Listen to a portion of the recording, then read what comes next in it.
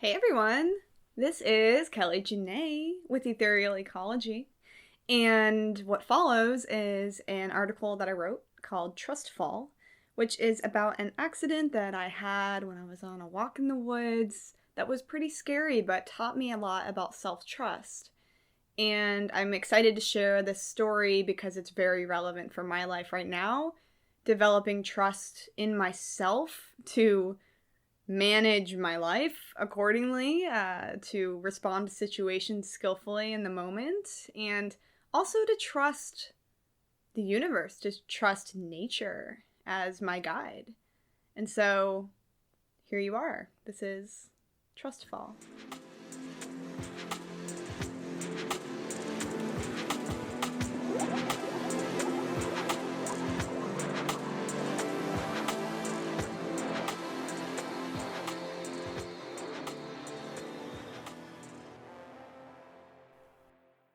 About 8 months ago, I had a scary accident. I was hiking in the woods near my house, forging a path never taken before. I was feeling especially distracted that day, hoping to walk very far into new places in order to clear my mind. Along the way, I kept imagining I saw turtles, but they were really just leaves. After climbing over several ridges and valleys, wishing for turtles and peace of mind, I came to another chasm, this time with a large fallen tree bridging across. Crossing tree bridges is not a typical activity of mine. Honestly, I rarely cross a rocky river without using all 4 hands and feet. Call me a Venusian Capricorn, but I'm all about being careful to maintain balance in this chaotic world. This day, however, was different. It had to be different. My mind was in a tailspin.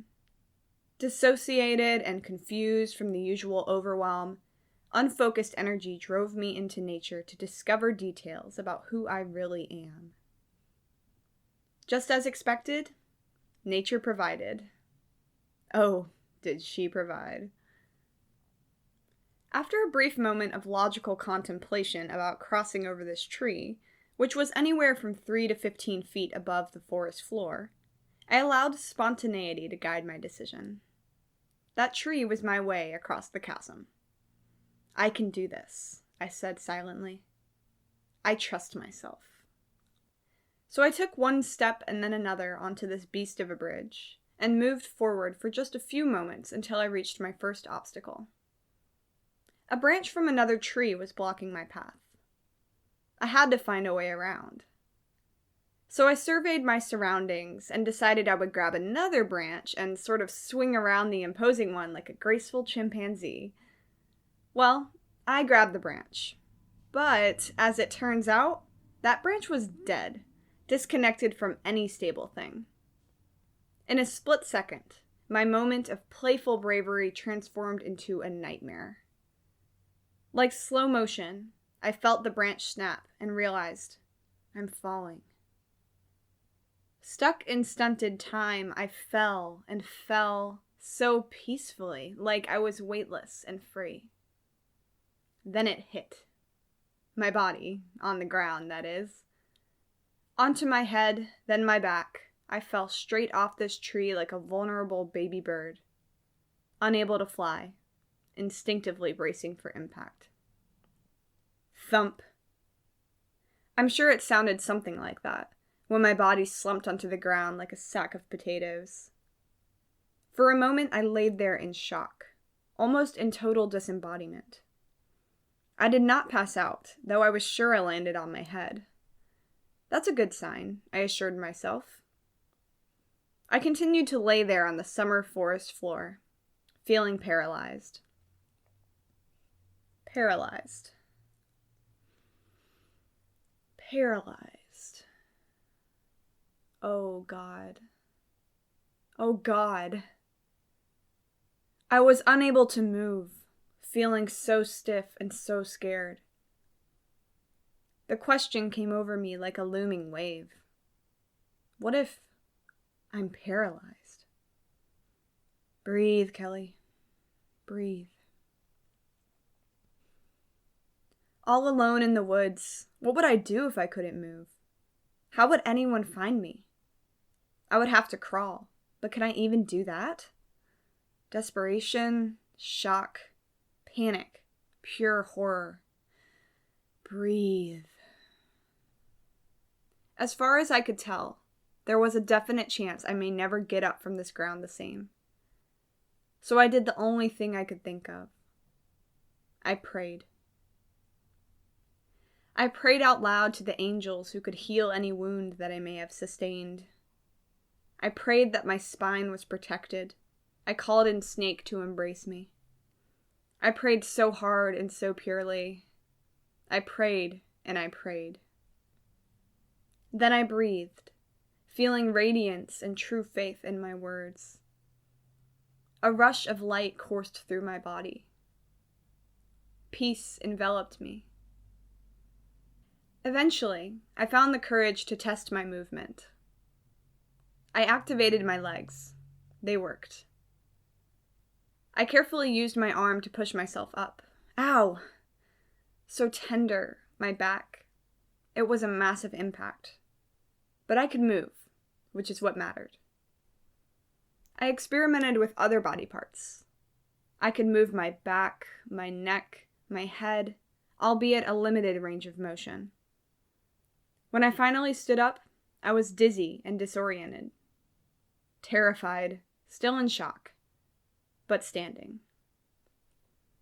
Then I began the long walk home, holding my back like an old crone. Along the way, I crossed a small river.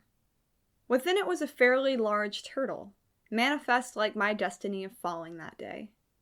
Turtle, the great teacher of protection, whose shell encases its soft body in solitary safety.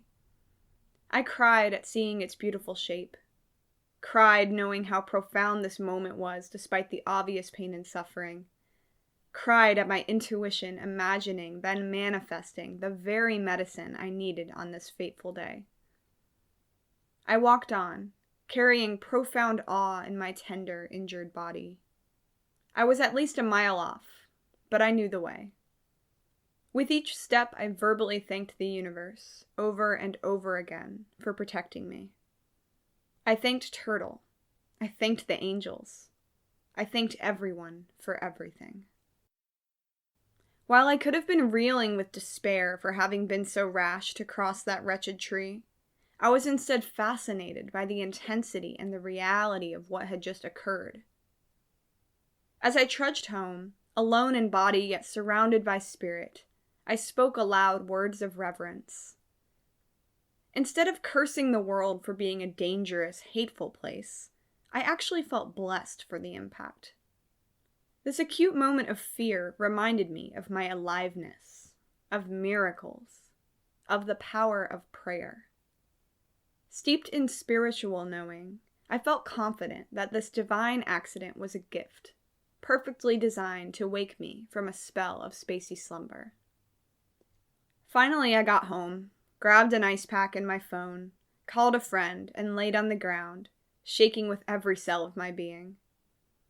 Traumatized, for sure. Changed, most certainly.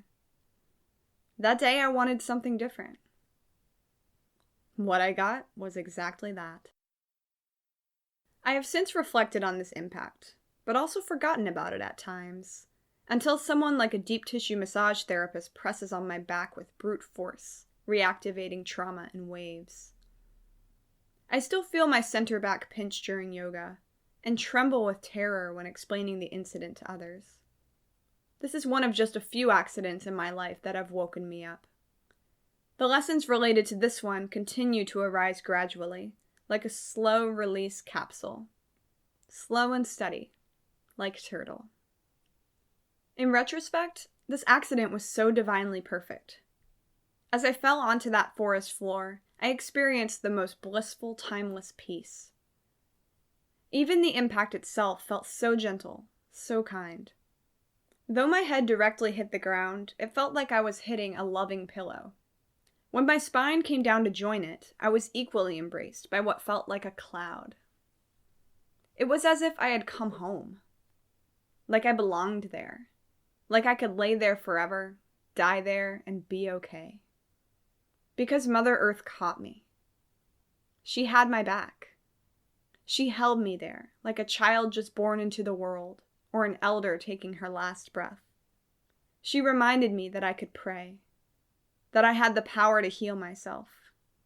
She reminded me that my intuition can be trusted, even if it leads me straight into danger. The truth is, in my dissociated state, I had to fall in order to ground myself. I was in the clouds, floating away.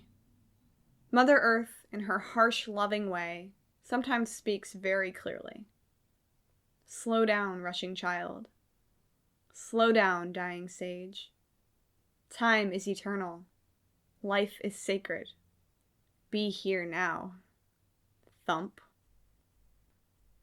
This incident also ironically strengthened my trust with nature and myself. Remember, as I stepped onto that tree, I thought silently, I trust myself, only to fall off onto my back less than 30 seconds later. I could have taken this as a very sure sign not to trust myself or the world, ever again. But it had the exact opposite effect on me. I knew that I could care for my body in the way that it needed. I also knew that I was carried by invisible, loving arms down to that forest floor. I was not alone in my suffering, because nature was there to guide me. Mother Earth, when she caught me from that treacherous fall, taught me what trust really is, and most importantly, what it is not. Trust is not having an obsessive caution of life's perils, or staying inside one's comfort zone in an effort to avoid fear. We become no safer by escaping reality or rejecting risks. Quite the opposite. It's the force field of earth-body connection and the intelligence of our emotions which can guide us in novel situations. Trust is not an agoraphobic approach to life, nor is it one of reckless behavior. Trust is a middle path. It is deep listening. It is surrendering to the moment, no matter how beautiful or horrific it may be. Within each traumatic experience is a wellspring of resources and skills. Difficulty teaches us what we are capable of. While we can take steps to avoid unnecessary challenges, it is impossible to escape tragedy. Pain will happen to us, no matter what. So in the present moment, we may as well eat good food, take care of our bodies, live in supportive communities, love one another, and pursue fulfilling work. We may as well follow our bliss instead of daydreaming, because, let's face it, whether we choose to participate or not, life goes on. May I continue taking risks while keeping my feet firmly planted on the ground. Barefoot and bug-sprayed, I take chances while maintaining my wits about me. Nature is the true equalizer. The more I consult her with a clear mind, hopefully the fewer falls I will take. But I won't hold my breath. Life is here to be lived. So I will cross tree bridges and invest in things that are meaningful to me. I will love fully and comfort myself as often as needed. Nestled within a turtle shell of perfection, I am one with the universe. I will thrive. How do I know? Because I am supported by the very planet I walk upon. Because I trust myself.